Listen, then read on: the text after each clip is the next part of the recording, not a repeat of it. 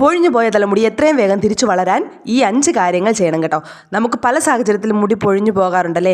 ഇപ്പോൾ hormonal changes ആയിക്കോട്ടെ, ഇല്ല എങ്കിൽ നമ്മുടെ ശരീരത്തെ ബാധിക്കുന്ന എന്തെങ്കിലും രോഗങ്ങളായിരിക്കും, അല്ല എങ്കിൽ എന്തെങ്കിലും രോഗം വന്ന് കഴിഞ്ഞിട്ട് 1 മാസം കഴിയുമ്പോൾ ആ രോഗത്തിൻ്റെ ഒരു എഫക്റ്റ് എന്ന നിലയിൽ മുടി പൊഴിഞ്ഞു പോകാം. നമ്മുടെ മുടിയെ ബാധിക്കുന്ന ചിലയിനം രോഗങ്ങൾ, ഇപ്പോൾ തലയോട്ടിയിൽ വരുന്ന സ്കാൽപ്പ് ഡെർമറ്റൈറ്റിസ് ഉണ്ട്, സെബോറിക് ഡെർമറ്റൈറ്റിസ് ഉണ്ട്, താരൻ പോലുള്ള കണ്ടീഷൻസ് ഉണ്ട്. ഇതിൻ്റെ ഭാഗമായിട്ട് മുടി പൊഴിയാം. അല്ല എങ്കിൽ നമ്മൾ ഏതെങ്കിലും തരത്തിൽ വണ്ണം കുറയ്ക്കാൻ ഡയറ്റിംഗ് ചെയ്യുകയാണെങ്കിലും മുടി പൊഴിഞ്ഞു പോകാം കേട്ടോ.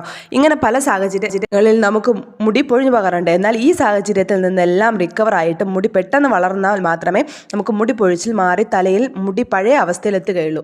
എന്നാൽ നമുക്ക് മുടി പോകുന്നത്ര സ്പീഡിൽ മുടി തിരിച്ചു വളർന്നു വന്നില്ല എങ്കിലും പലപ്പോഴും തലയിൽ മുടിയുടെ ഉള്ളു കുറഞ്ഞു വരാം കേട്ടോ.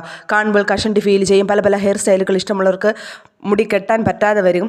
പൊഴിഞ്ഞു പോകുന്ന മുടി വളരെ പെട്ടെന്ന് റീഗ്രോത്ത് ചെയ്യുന്നതിന് നമുക്ക് സിമ്പിളായിട്ട് ഡയറ്റിൽ ചെയ്യേണ്ട കാര്യങ്ങൾ എന്തൊക്കെയാണെന്ന് നോക്കാം. അപ്പോൾ ആ കാര്യങ്ങൾ എന്തൊക്കെയാണെന്ന് അറിയാൻ വേണ്ടിയിട്ട് നമ്മുടെ ചാനൽ സബ്സ്ക്രൈബ് ചെയ്യാൻ മറക്കരുതേ.